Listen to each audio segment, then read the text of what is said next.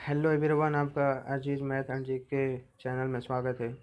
मैं आज इस वीडियो में बताने वाला हूं कि संख्या के बारे में। संख्या कितने प्रकार के होते हैं और संख्या क्या है। तो चलिए वीडियो को स्टार्ट करते हैं। ये है हमारा कि संख्याओं को दर्शाने की प्रणाली क्या है, कि संख्याओं को दर्शाने की प्रणालियाँ हैं। इन प्रणालियों में सबसे अधिक प्रचलित प्रणाली दाशमिक प्रणाली है, जिसे हिंदू अरबिक संख्यांकन पद्धति भी कहते हैं। क्या कहते हैं? जिसे हिंदू अरबिक संख्यांकन पद्धति भी कहते हैं। इस प्रणाली के अंतर्गत किसी संख्या को दर्शाने के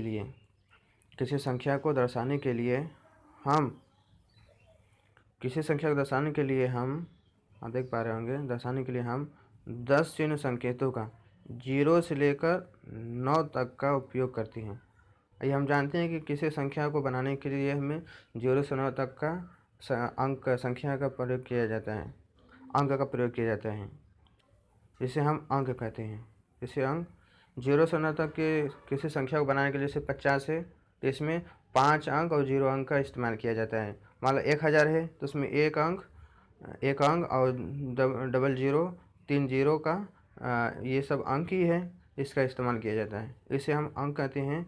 इन्हीं 10 अंकों का उपयोग हम किसी भी संख्या को बनाने के लिए करते हैं। ठीक है। ये हो गया संख्या के बारे में। अब चलते हैं कि संख्या कितने प्रकार के होते हैं। तो दोस्तों, संख्याएं निम्नलिखित इतनी प्रकार के होते हैं। मैं आपको एक एक बारी बारी बताऊंगा। कि पहला है प्राकृतिक संख्या। क्या है? पहला है प्राकृतिक संख्या।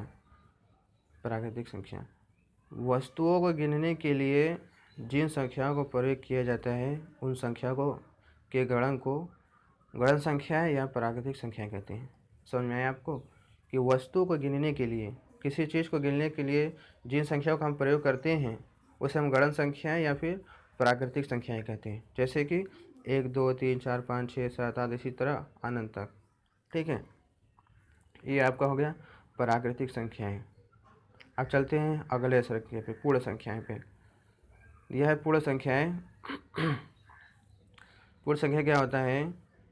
प्राकृतिक संख्याओं में शून्य को सम्मिलित करने पर, यानी शून्य को मिलाने पर जो संख्याएं प्राप्त होती है, उन्हें पूर्ण संख्या कहते हैं। क्या कह रहे हैं? कि प्राकृतिक संख्याओं में शून्य को सम्मिलित करने पर, इस उदाहरण देख रहे हैं ना, कि अब 1 से लेकर अब इसके आगे तक जितना है, 1 2 3 4 5 9 से इसके आगे इस प्राकृतिक संख्या है, इसमें शून्य सम्मिलित कर दिए तो ये आपका पूर्ण संख्या बन गया। ये इसका है उदाहरण कि प्राकृतिक संख्याओं में शून्य को सम्मिलित करने पर जो संख्याएं प्राप्त होती है, उन्हें पूर्ण संख्याएं कहते हैं। ठीक है। अब चलते हैं अगले पूर्णांक संख्याएं पे। पूर्णांक संख्या किसे कहते हैं? पूर्णांक संख्याएं आपका प्राकृतिक संख्याओं में शून्य एवं ऋणात्मक संख्याओं को भी सम्मिलित करने पर जो संख्याएं प्राप्त होती है, उन्हें पूर्णांक संख्याएं कहते हैं। पूर्णांक संख्या किसे कहते हैं? प्राकृतिक संख्या हम जानते हैं 1 से लेकर 9 तक, उसके आगे तक चला जाए, हो गया प्राकृतिक संख्या। हम शून्य क्या कह रहा है उसमें? कि प्राकृतिक संख्या में शून्य एवं ऋणात्मक प्राकृतिक संख्या में शून्य एवं ऋणात्मक संख्याओं को सम्मिलित करने पर जो संख्याएं प्राप्त होती है, उन्हें पूर्णांक संख्याएं कहते हैं। आप देख पा रहे होंगे कि -3 -2 -1 0 1 2 3 से लेके सही तक चला जाएगा, तो इसे हम पूर्णांक संख्याएं कहेंगे। चलेंगे अगले चलते हैं कि परिमेय सम संख्याएं पे। सम संख्या क्या होता है? वे संख्याएं जो 2 से पूर्णतः विभाजित यानी भाजित हो जाए, यानी कि कट जाए। क्या कह रहा है? कि वह संख्या जो 2 से पूर्णतः विभाजित हो जाता है, उन्हें सम संख्याएं कहते हैं। इस प्रकार जैसे 2 4 8 6 26 आदि सम संख्याएं हैं। ये याद रखिए कि जो संख्याएं 2 से पूर्णतः विभाजित यानी कट जाए, उसे हम सम संख्याएं कहते हैं। ठीक है। आप उदाहरण देख रहे हैं, जैसे 2 4 6 8 10 12 14 16 18 20 22 26 50 ये सब सम संख्याएँ हैं। 2 से पूर्णतः विभाजित हो जाए, ठीक है। यहाँ पर आप देख रहे हैं कि संख्याओं के प्रकार मैं बता रहा हूँ कि कितने प्रकार के होते हैं, और इनके गुण जो सम संख्या विषम संख्या 2 से विभाजित हो जाए, और इसके क्या कैसे पहचान करें, ये सब मैं अगले में वीडियो में बताऊँगा। इसके भी संख्याओं के प्रकार ही बता रहा हूँ, ठीक है, कितने प्रकार, उनकी परिभाषा और एग्जाम्पल। अब अगला है कि विषम संख्याएँ क्या है। विषम संख्याएँ वे संख्याएँ जो 2 से पूर्णतः विभाजित नहीं होती, यानी 2 से नहीं कटते पूर्णतः, यानी पूरा का पूरा हमें मतलब कि संभवतः 2 से पूरा मतलब नहीं कटते, विभाजित नहीं होते, उन्हें हम विषम संख्याएँ कहते हैं। क्या कहते हैं? उन्हें विषम संख्याएँ कहते हैं। जैसे कि आप देख रहे हैं कि 1, 3, 5, 11, 2, 17, 29, 39 आदि, यानी इसी तरह चले जाएंगे कि जो 2 से नहीं कटे, जो 2 से नहीं कटेगा उसे हम विषम संख्याएँ कहते हैं। ये याद रखिए। इसकी पहचान मैं अगले वीडियो में बताऊंगा कि विषम संख्या की पहचान। अब इसका प्रकार बता रहा हूँ। अगला है अभाज्य संख्या किसे कहते हैं।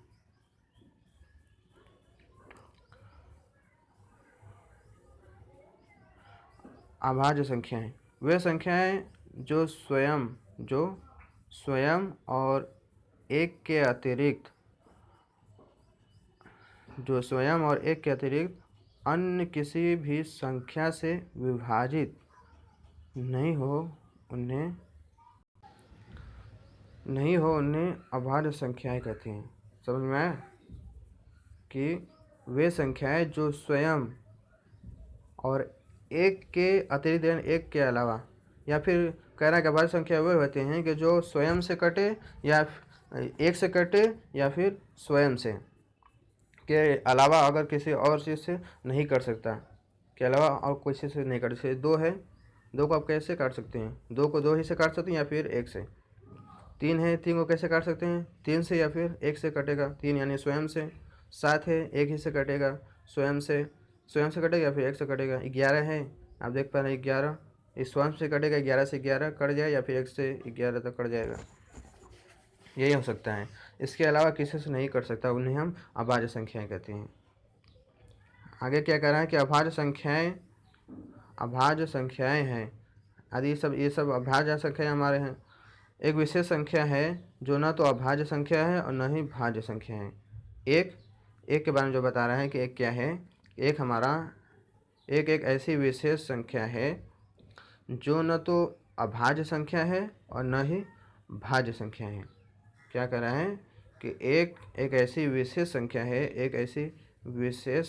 है जो न तो अभाज्य संख्या है और न ही भाज्य संख्या है। समझ में आया बात को?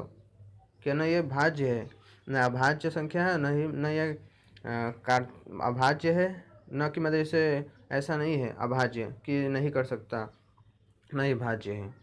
समझ में आया बात? अब क्योंकि मैंने बताया कि अभाज्य संख्या क्या होता है, कि अभाज्य संख्या है जो 1 से कटे या फिर स्वयं से कटे। यहाँ पे एक खुद है, एक स्वयं कैसे स्वयं ही कर सकता है, लेकिन एक कैसे, मतलब वो नहीं हो, नियम लागू हो गया ना, इसलिए इसे कह रहा है कि ये न तो अभाज्य संख्या और न ही भाज्य संख्या है। ठीक है, ये हो गया हमारा अभाज्य संख्या। अगले चलते हैं अब भाज्य संख्या पे। भाज्य संख्या वे संख्याएं हो क्या है कि भाज्य संख्याएं वे संख्याएं जो स्वयं और एक के अतिरिक्त यानी अलावा अन्य किसी भी संख्या से पूर्णतः विभाजित हो जाते हैं। यानी क्या कर रहा है वे संख्या जो स्वयं और एक के अलावा किसी भी संख्या से विभाजित यानी कट जाए, उसे हम भाज्य संख्या कहते हैं। उसमें क्या था अभाज्य में, कि जो स्वयं और एक से अलावा किसी से नहीं कट सकता। इसमें क्या रहा है कि स्वयं और एक के अलावा किसी से भी कट जाए, उसे हम विभाजित हो जाए, उसे हम भाज्य संख्या कहते हैं। जैसे आप देख पा रहे होंगे कि 4, 6, 8, 9, 10 क्या है, ये किसी से संख्या से भी कट सकता है। स्वयं से भी कर सकता है, एक से भी कर सकता है। क्या कह रहा है कि वह संख्या जो स्वयं और एक के अतिरिक्त के अलावा अन्य किसी भी संख्या से पूर्णतः विभाजित हो जाती है। तो एक से भी कटेगा, स्वयं से भी कटेगा, और फिर किसी भी संख्या से भी कर सकता है। जैसे 2 से कर सकता है, 4 से कर चार से खुद से स्वयं हो गया, ये 3 से भी 6 कर सकता है, 2 से भी कर सकता है, 6 से भी कर सकता है, देख रहे हैं ना, इसीलिए इसको भाज्य संख्या कहते हैं, इसकी ये पहचान है। चलते हैं अगले पे, परिमेय संख्या। परिमेय संख्या किसे कहते हैं? वे संख्याएं जिन्हें p बटा q के रूप में लिखा जा सके, परिमेय संख्याएं कहलाती है। वे संख्याएं जिन्हें p बटे q के रूप में लिखा जा सके, उसे हम परिमेय संख्याएं और परिमेय संख्या कहलाती है। जहाँ p है और q दोनों पूर्णांक हो, पूर्णांक मैंने बताया था कि क्या होता है पूर्णांक में, आगे -3 से जो प्राकृतिक संख्या में माइनस को भी मिला दिया जाए, शून्य को भी मिला दिया जाए, और पूर्ण संख्या, शून्य पूर्ण संख्या हो गया और प्राकृतिक संख्या सब मिलाकर जो बनता है उसे हम पूर्णांक कहते हैं, मैंने बताया था। तो क्या कह रहा है कि p और q दोनों पूर्णांक हो लेकिन q कभी शून्य न हो। ये एकदम ध्यान रखना है। परिमेय संख्या में क्या होता है कि p बटे q के रूप में लिखा जा सके उसे परिमेय संख्या कहलाती है, जहाँ p और q दोनों पूर्णांक हो। ये हमेशा ध्यान रखें कि p और q दोनों पूर्णांक हो लेकिन q कभी शून्य ना हो, q कभी शून्य न हो, उसे हम परिमेय संख्या कहते हैं। जैसे अब यहाँ देख पा रहे हैं कि 4 है पूर्णांक, इसको हम 4 बटा के, आप देख पा रहे हैं ना 4 है, तो इसको हम, ये पूर्णांक संख्या है पर इसको हम पूर्णांक संख्या प्राकृतिक संख्या भी कह सकते हैं, तो 4 बटा के 1 के रूप में भी लिख सकते हैं। ये आपका परिमेय संख्या है। ये आ गया p बटा q के रूप में हो गया ना, p बटा के q के रूप में, ये आपका है।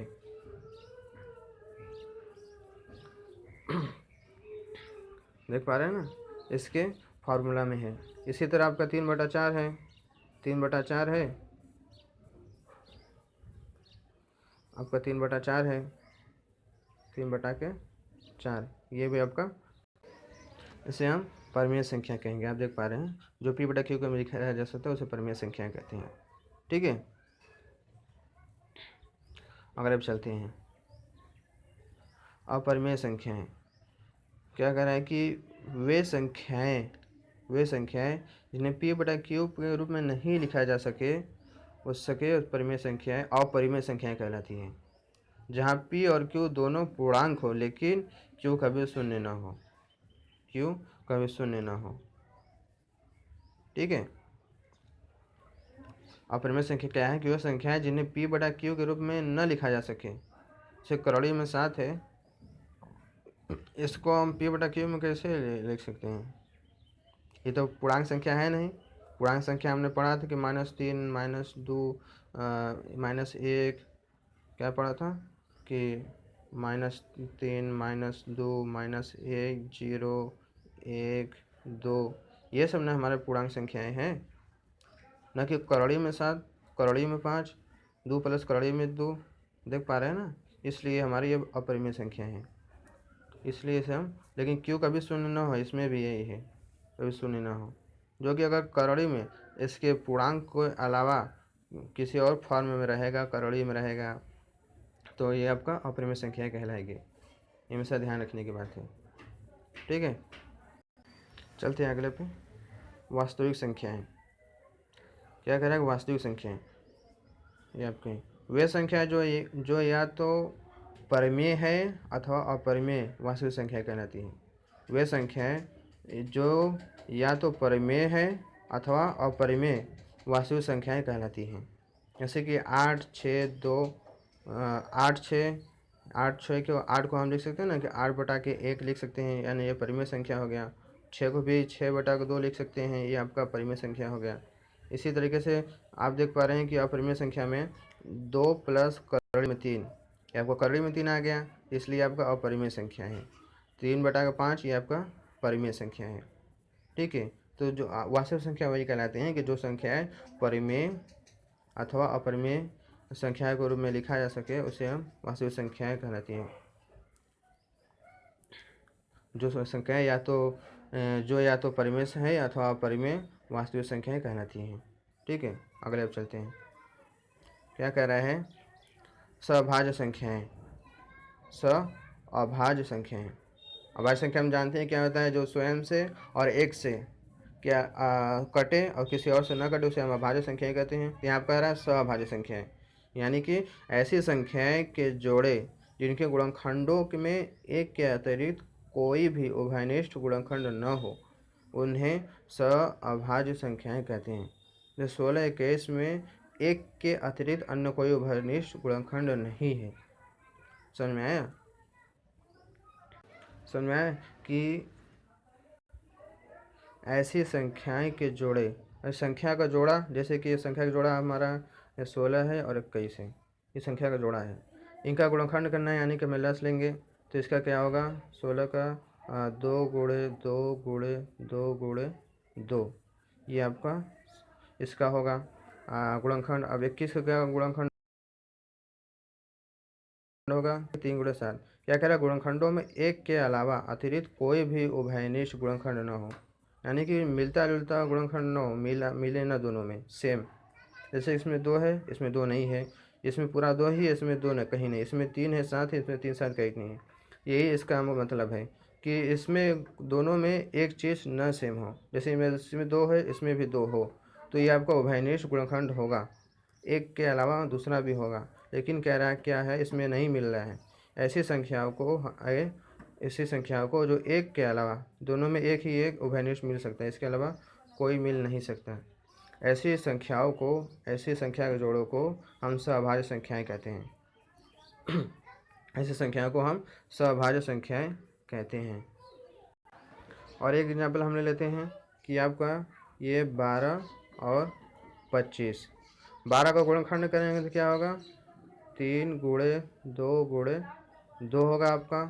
और 25 का कितना होगा, 5 गुणे 5।